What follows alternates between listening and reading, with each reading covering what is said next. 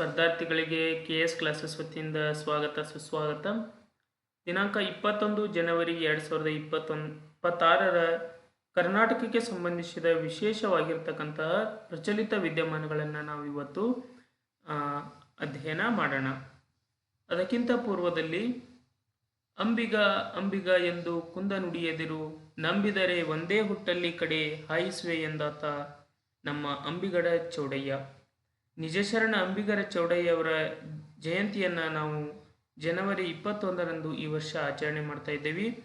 ಈ ಕುರಿತಂತೆ ಅದರ ಸಮಗ್ರ ಮಾಹಿತಿಯನ್ನು ನಾವಿಲ್ಲಿ ಚರ್ಚೆಯನ್ನು ಮಾಡೋಣ. ಕರ್ನಾಟಕ ಸರ್ಕಾರ ಪ್ರತಿ ವರ್ಷ ಜನವರಿ 21ನ್ನು ನಿಜಶರಣ ಅಂಬಿಗರ ಚೌಡಯ್ಯನ ಜಯಂತಿ ಅಂತೇಳಿ ಅಧಿಕೃತವಾಗಿ ಆಚರಿಸ್ತಾ ಬಂದಿದೆ. ನೀವೆಲ್ಲ ಈ ಫೋಟೋದಲ್ಲಿ ನೋಡ್ತಕ್ಕಂಥ ವ್ಯಕ್ತಿ ನಿಜಶರಣ ಅಂಬಿಗರ ಚೌಡಯ್ಯ ಈತನ ಹೆಸರು. 12ನೇ ಶತಮಾನದಲ್ಲಿರ್ತಕ್ಕಂಥ ಒಬ್ಬ ಶರಣ ಈ ಅಂಬಿಗರ ಚೌಡಯ್ಯ. ಇವರ ಹುಟ್ಟೂರು ಯಾವುದಂದರೆ ರಾಣೆಬೆನ್ನೂರು ತಾಲೂಕಿನ ಹಾವೇರಿ ಜಿಲ್ಲೆಯ ಚೌಡದಾನಪುರ ಅಂತಕ್ಕಂಥದ್ದು ಇವರ ಹುಟ್ಟೂರಾಗಿರ್ತದೆ. ಇದರ ಹಳೆ ಹೆಸರು ಶಿವಪುರ ಅಂತಕ್ಕಂಥದ್ದು. ಇವರ ಕಾಯಕ ವೃತ್ತಿಯಿಂದ ದೋಣಿ ನಡೆಸುವನು ನಾವು ಅಂಬಿಗ ಅಂತ ಕರಿತೀವಿ. ಇವರ ವಚನಗಳ ಅಂಕಿತ ನಾಮ ಅಂಬಿಗರ ಚೌಡಯ್ಯ. ಇವರ ವಚನಗಳ ಅಂಕಿತ. ಇವರನ್ನ ನಿರ್ಭೀತ ವಚನಕಾರ ಅಂತಲೂ ಕೂಡ ಕರೀತಾರೆ ಮತ್ತು ಕೋಪಿಷ್ಠ ವಚನಕಾರ ಅಂತಲೂ ಕೂಡ ಇವರನ್ನ ಕರೀತಾರೆ. ಬಸವಣ್ಣನವರ ಅನುಭವ ಮಂಟಪದಲ್ಲಿ, ಕಾಲದ ಅನುಭವ ಮಂಟಪದ ಪ್ರಸಿದ್ಧ ಸದಸ್ಯರು ಕೂಡ, ಪ್ರಮುಖ ಸದಸ್ಯರು ಕೂಡ ಈ ಅಂಬಿಗರ ಚೌಡಯ್ಯನವರು ಆಗಿದ್ದರು. ಡಾಂಬಿಕ ಭಕ್ತಿ, ಮೂಢನಂಬಿಕೆ, ಜಾತಿ ಪದ್ಧತಿ, ವಚನಗಳ ಮೂಲಕ ಕಟುವಾಗಿ ಇವರು ಏನು ಮಾಡಿದ್ದಾರೆ ಅಂದರೆ ಇವುಗಳನ್ನು ವಿಮರ್ಶೆ ಮಾಡಿದರು.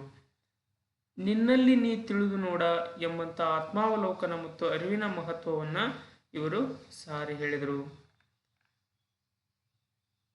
ಅದೇ ರೀತಿಯಾಗಿ ಕಾಯಕವೇ ಕೈಲಾಸ ತತ್ವಕ್ಕೆ ಬದ್ಧರಾಗಿದ್ದ ನಿಜಶರಣ ಅಂಬಿಗರ ಚೌಡಯ್ಯನವರು ಆಧ್ಯಾತ್ಮಿಕ ಭವಸಾಗರವನ್ನು ದಾಟಿಸುವ ಜ್ಞಾನದ ಅಂಬಿಗನಾಗಿ ಗುರುತಿಸಿಕೊಂಡರು. ನಿಜಶರಣ ಅಂಬಿಗರ ಚೌಡಯ್ಯ ಅಭಿವೃದ್ಧಿ ನಿಗಮ ಅಂತಕ್ಕಂಥದ್ದು ನಮ್ಮ ಸರ್ಕಾರ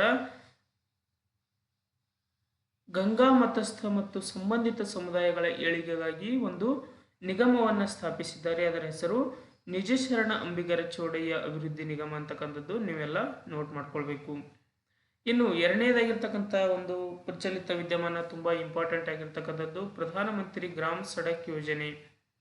ಇದಕ್ಕೂ ಮತ್ತು ಕರ್ನಾಟಕಕ್ಕೆ ಏನು ಸಂಬಂಧ, ಇಲ್ಲಿ ಯಾಕೆ ಬಂದಿದೆ ಕರ್ನಾಟಕ ಕರೆಂಟ್ ಅಫೇರ್ಸ್ ಅಲ್ಲಿ ಅನ್ನೋದನ್ನು ನೀವು ಈಗ ಮುಂದೆ ತಿಳ್ಕೊಳ್ತೀರಿ. ಅದಕ್ಕಿಂತ ಮುಂಚೆ ಯೋಜನೆಯ ಹಿನ್ನೆಲೆ ಮತ್ತು ಉದ್ದೇಶ ಏನು ಅನ್ನೋದನ್ನು ತಿಳ್ಕೊಳ್ಳೋದಾದರೆ, ಈ ಪ್ರಧಾನಮಂತ್ರಿ ಗ್ರಾಮ ಸಡಕ್ ಯೋಜನೆ ಡಿಸೆಂಬರ್ 25, 2000 ಎಂದು ಅಸ್ತಿತ್ವಕ್ಕೆ ಬಂತು. ಕೇಂದ್ರದ ಗ್ರಾಮೀಣಾಭಿವೃದ್ಧಿ ಸಚಿವಾಲಯದ ಅಡಿಯಲ್ಲಿ ಇದು ಕಾರ್ಯವನ್ನು ನಿರ್ವಹಣೆ ಮಾಡುತ್ತೆ. ಅನುಷ್ಠಾನದ ಇಲಾಖೆ ಯಾವುದಂದರೆ ಗ್ರಾಮೀಣಾಭಿವೃದ್ಧಿ ಮತ್ತು ಪಂಚಾಯತ್ ರಾಜ್ ಇಲಾಖೆ ಇದನ್ನು ಅನುಷ್ಠಾನ ಮಾಡುತ್ತೆ. ಇದರ ಉದ್ದೇಶ ಗ್ರಾಮೀಣ ಪ್ರದೇಶದ ಸಂಪರ್ಕರಹಿತ ಜನವಸತಿ ಪ್ರದೇಶಗಳಿಗೆ ಸರ್ವ ಋತು ರಸ್ತೆ ಸಂಪರ್ಕವನ್ನು ಕಲ್ಪಿಸುವುದು ಇದರ ಮುಖ್ಯ ಉದ್ದೇಶ. ಹಾಗಾದರೆ ಈ ಯೋಜನೆಯ ಪ್ರಮುಖ ಹಂತಗಳು ಯಾವುವು ಅನ್ನೋದನ್ನು ನಾವು ನೋಡುವುದಾದರೆ ಪ್ರಮುಖವಾಗಿ 4 ಹಂತಗಳು. ಮೊದಲನೇ ಹಂತ 2000ರಲ್ಲಿ ಆರಂಭವಾಯಿತು. ಮೊದಲ ಬಾರಿಗೆ ಸಂಪರ್ಕರಹಿತ ಹಳ್ಳಿಗಳಿಗೆ ರಸ್ತೆಯನ್ನು ನೀಡುವುದು. ಎರಡನೇ ಹಂತ 2013 ಈಗಾಗಲೇ ಇರುವ 50 ಕಿಲೋಮೀಟರ್ ರಸ್ತೆಗಳನ್ನು ಮೇಲ್ದರ್ಜೆಗೇರಿಸುವುದು. ಮೂರನೇ ಹಂತ 2019 ಗ್ರಾಮೀಣ ಕೃಷಿ ಮಾರುಕಟ್ಟೆ, ಶಾಲೆ, ಆಸ್ಪತ್ರೆಗಳಿಗೆ ಸಂಪರ್ಕ ಕಲ್ಪಿಸುವುದು. ನಾಲ್ಕನೇ ಪ್ರಮುಖ ಹಂತ 2024ರಿಂದ 25 ಪ್ರಸ್ತುತ ನಡೆಯುತ್ತಿರುವ ಹಂತ 25,000 ಹೊಸ ಜನವಸತಿ ಪ್ರದೇಶಗಳಿಗೆ 62,500 ಕಿಲೋಮೀಟರ್ ರಸ್ತೆಗಳನ್ನು ನಿರ್ಮಾಣ ಮಾಡುವುದು. ಇದಕ್ಕೆ ಫಂಡಿಂಗ್ ಯಾವ ರೀತಿ ಇದೆ, ಆರ್ಥಿಕ ನೆರವು ಯಾವ ರೀತಿ ಇದೆ ಅನ್ನೋದನ್ನು ನೋಡುವುದಾದರೆ 60-40 ಅಂದರೆ 60% ರಾಜ್ಯ ಸರ್ಕಾರ ಭರಿಸಿದರೆ ಇನ್ನು 40% ಅದು ಕೇಂದ್ರ ಸರ್ಕಾರ ಭರಿಸುತ್ತೆ. ಈಶಾನ್ಯ ಮತ್ತು ಹಿಮಾಲಯ ವಲಯಗಳಲ್ಲಿ 90%ರಷ್ಟು ರಾಜ್ಯ ಕೇಂದ್ರ ಭರಿಸಿದರೆ ಇನ್ನು 10%ರಷ್ಟು ಅಲ್ಲಿಯ ರಾಜ್ಯ ಭರಿಸ್ತದೆ. ಮೊದಲು 2015ಕ್ಕಿಂತ ಮೊದಲು 100% ಕೇಂದ್ರ ಪ್ರಾಯೋಜಿತ ಯೋಜನೆ ಇದಾಗಿತ್ತು. ಕೇಂದ್ರ ಪ್ರಾಯೋಜಿತ ಯೋಜನೆ ಅಂದರೆ ಯಾವುದೇ ಒಂದು ಯೋಜನೆಗೆ 100% ಅಂದರೆ 100% ಹಣವನ್ನು ಕೇಂದ್ರವೇ ಭರಿಸಿದರೆ ಅದನ್ನು ಕೇಂದ್ರ ಪ್ರಾಯೋಜಿತ ಈ ರೀತಿಯಾಗಿ 90-10, 60-40, 50-50 ಈ ರೀತಿಯಾದರೆ ಅದು ಕೇಂದ್ರ ಪ್ರಾಯೋಜಿತ. ಇನ್ನು 100% ಕೇಂದ್ರವೇ ಹಣವನ್ನು ಭರಿಸಿದರೆ ಅದು ಕೇಂದ್ರ ಸೆಂಟ್ರಲ್ ಸೆಕ್ಟರ್ ಸ್ಕೀಮ್ ಅಂತ ಕರಿತೀವಿ, ಇದು ಸೆಂಟ್ರಲ್ ಸ್ಪಾನ್ಸರ್ಡ್ ಸ್ಕೀಮ್ ಅಂತ ಕರಿತೀವಿ. ಕರ್ನಾಟಕದ ಮೇಲೆ ಯಾವ ರೀತಿಯ ಪ್ರಭಾವ ಬೀರಿದೆ ಇದು 2026ರಲ್ಲಿ ಅಂದರೆ 25ನೇ ವರ್ಷಾಚರಣೆಯನ್ನು ನಮ್ಮ ಕರ್ನಾಟಕ ಸರ್ಕಾರ ಆಚರಣೆ ಮಾಡ್ತಾ ಇದೆ. ಈ ಯೋಜನೆ ಜಾರಿಗೆ ಬಂದು ಗ್ರಾಮೀಣ ರಸ್ತೆಗಳ ಗುಣಮಟ್ಟ ಸುಧಾರಣೆಗೆ ವಿಶೇಷ ಆದ್ಯತೆಯನ್ನು ನೀಡ್ತಾ ಇದೆ. ರಸ್ತೆ ನಿರ್ಮಿಸಲು ತ್ಯಾಜ್ಯ ಪ್ಲಾಸ್ಟಿಕ್ ಮತ್ತು ಕೋಲ್ಡ್ ಮಿಕ್ಸ್ ತಂತ್ರಜ್ಞಾನವನ್ನು ಬಳಸುವಲ್ಲಿ ಇದು ಮುಂಚೂಣಿಯಲ್ಲಿದೆ. ಹಾಗಾದರೆ ನೆನಪಿಡ್ತಕ್ಕಂಥ ಅಂಶಗಳು ಯಾವುವು ಅನ್ನೋದನ್ನು ನೋಡೋದಾದರೆ, ಬಯಲು ಸೀಮೆಯಲ್ಲಿ 500ಕ್ಕಿಂತ ಹೆಚ್ಚು ಮತ್ತು ಗುಡ್ಡಗಾಡು ಪ್ರದೇಶಗಳಲ್ಲಿ 850ಕ್ಕಿಂತ ಹೆಚ್ಚು ಜನರ ಹಳ್ಳಿಗಳು ಇದಕ್ಕೆ ಅರ್ಹವಾಗಿವೆ. ರಸ್ತೆಗಳ ಗುಣಮಟ್ಟ ಪರಿಶೀಲಿಸಲು ಮೇರಿ ಸಡಕ್ ಇದನ್ನು ನೆನಪಿಟ್ಕೊಳ್ಬೇಕು. ಆ್ಯಪ್ ಮತ್ತು OMMAS ಅಂತಕ್ಕಂಥ ಆನ್ಲೈನ್ ಮಾನಿಟರಿಂಗ್ ಸಿಸ್ಟಮನ್ನು ಜಾರಿಗೆ ತರಲಾಗಿದೆ. 5 ವರ್ಷಗಳ ಕಾಲ ಅದರ ನಿರ್ವಹಣೆಯನ್ನು ಗುತ್ತಿಗೆದಾರರು ವಹಿಸಿಕೊಂಡಿರ್ತಾರೆ. ಹಾಗಾದರೆ ಇನ್ನೊಂದು ಕರ್ನಾಟಕದ ಪ್ರಮುಖ ವಿಶೇಷವಾಗಿರ್ತಕ್ಕಂಥ ಒಂದು ಪ್ರಚಲಿತ ವಿದ್ಯಮಾನ ಏನೆಂದರೆ, ರಾಜ್ಯ ಪೊಲೀಸರಿಗೆ ತನಿಖಾಧಿಕಾರವನ್ನು ನಮ್ಮ ಸರ್ಕಾರ ನೀಡಲಾಗಿದೆ. ಸುಪ್ರೀಂ ಕೋರ್ಟ್ ತನ್ನ ಜಡ್ಜ್ಮೆಂಟಿನಲ್ಲಿ ಈ ವಿಷಯವನ್ನು ಬಹಿರಂಗಪಡಿಸಿದೆ. ಅಂದರೆ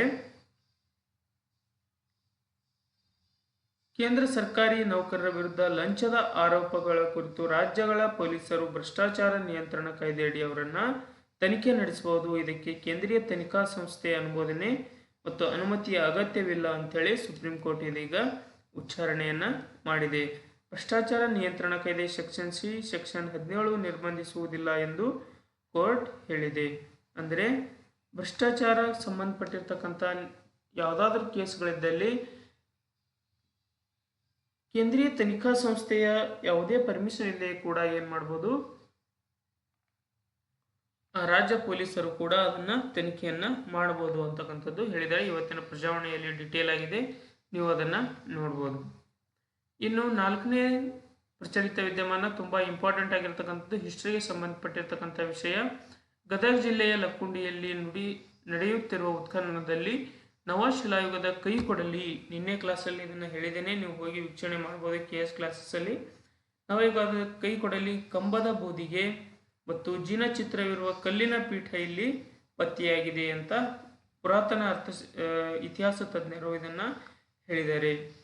ಹಾಗಾದರೆ ಇಂದಿನ ಪ್ರಮುಖ ಆವಿಷ್ಕಾರಗಳು ಏನೇನಾಗಿದ್ದಾವೆ ಅಂದರೆ, ವೀರಭದ್ರೇಶ್ವರ ದೇವಸ್ಥಾನದ ಆವರಣದಲ್ಲಿ ಉತ್ಖನನದ ವೇಳೆ ಒಂದು ಮೂಳೆ ಚೂರುಗಳು ಪತ್ತೆಯಾಗಿವೆ. ಇತಿಹಾಸದ ಬಗ್ಗೆ ಪುರಾತತ್ವ ಇಲಾಖೆಯ ತಜ್ಞರು ಪರಿಶೀಲನೆ ಮಾಡ್ತಾ ಇದ್ದಾರೆ. ಸುಟ್ಟ ಮಡಿಕೆಯ ಕುಂಟಾಬಿಲ್ಲೆ, ಇದು ಪ್ರಾಚೀನ ಕಾಲದ ಸುಟ್ಟ ಮಡಿಕೆಯ ಕುಂಟಾಬಿಲ್ಲೆ ಪತ್ತೆಯಾಗಿದೆ. ಇದು ಲಕ್ಕುಂಡಿಯ ಅಂದಿನ ವ್ಯಾಪಾರ ಮತ್ತು ದೈನಂದಿನ ಜೀವನದ ಮೇಲೆ ಹೆಚ್ಚು ಬೆಳಕನ್ನು ಚೆಲ್ತದೆ. ಶಿವಲಿಂಗ ಮತ್ತು ವಾಣಿಪೀಠ, ಉತ್ಖನನದ ವೇಳೆ ವಿಶಿಷ್ಟವಾದ ಲೋಹದ ಶಿವಲಿಂಗ ಮತ್ತು ಲೋಹದ ಶಿವಲಿಂಗ ಮಾರ್ಕ್ ಮಾಡ್ಕೊಳ್ಬೇಕು. ಲೋಹದ ಶಿವಲಿಂಗ ಮತ್ತು ಪಾಣಿಪೀಠ ಪತ್ತೆಯಾಗಿದೆ. ವಿಶೇಷವೇನೆಂದರೆ ಪಾಣಿಪೀಠದ ಮೇಲೆ ಗರುಡ ಮುದ್ರೆ ಇರುವುದು ಪತ್ತೆಯಾಗಿದೆ. ಇದು ಮೊದಲು ಶಿವಲಿಂಗ ಎಂದು ಭಾವಿಸಿದ್ದರು, ಈಗ ಇದು ವಿಷ್ಣುವಿನ ಪೀಠವಾಗಿರಬಹುದು ಎಂದು ಸಂಶೋಧನಾತ್ಮಕ ಚರ್ಚೆಗೆ ಪ್ರಮುಖವಾಗಿರ್ತಕ್ಕಂಥ ದಾರಿಯನ್ನು ಮಾಡಿಕೊಳ್ಳಲಾಗಿದೆ. ಹಾಗೆ ಇಲ್ಲಿಗೆ ಇವತ್ತಿನ ದಿನಾಂಕ 21ರ ಕರೆಂಟ್ ಅಫೇರ್ಸ್ ಮುಕ್ತಾಯವಾಗುತ್ತೆ. ಈ ಹಿಂದಿನ ಒಂದು ವಾರದ ಅಂದರೆ 7 ದಿನಗಳ ಕರೆಂಟ್ ಅಫೇರ್ಸ್ ಸ್ಟೇಟಿಗೆ ಸಂಬಂಧಪಟ್ಟಿರ್ತಕ್ಕಂಥ ಕರೆಂಟ್ ಅಫೇರ್ಸ್ ನಿಮಗೆ ಏನಾದರೂ ಬೇಕಾದರೆ KS ಕ್ಲಾಸಸ್ ಅಂತಕ್ಕಂಥ ಯೂಟ್ಯೂಬ್ ಚಾನಲನ್ನು ಸ್ಥಾಪನೆ ಮಾಡಿ KS ಕ್ಲಾಸಸ್ ಅಂತಕ್ಕಂಥ ಯೂಟ್ಯೂಬ್ ಚಾನಲ್ನ ಸಬ್ಸ್ಕ್ರೈಬ್ ಮಾಡೋದ್ರ ಮುಖಾಂತರ ನೀವು ಹಿಂದಿನ ತರಗತಿಯಲ್ಲಿ ಮಾಡಿರ್ತಕ್ಕಂಥ ಪಾಠಗಳನ್ನು ಉಚಿತವಾಗಿ ಸ್ಟಡಿ ಮಾಡ್ಬೋದು ಅಂತ ಹೇಳ್ತಾ, ಲೈಕ್ ಮಾಡಿ, ಶೇರ್ ಮಾಡಿ, ಸಬ್ಸ್ಕ್ರೈಬ್ ಮಾಡುವುದರ ಮುಖಾಂತರ ಸಪೋರ್ಟ್ ಮಾಡಿ ಅಂತ ಹೇಳ್ತಾ ತುಂಬ ಹೃದಯದ ಧನ್ಯವಾದಗಳನ್ನು ಹೇಳ್ತಾ ಇದ್ದೇನೆ. ನಮಸ್ಕಾರ, ಗುಡ್ ನೈಟ್.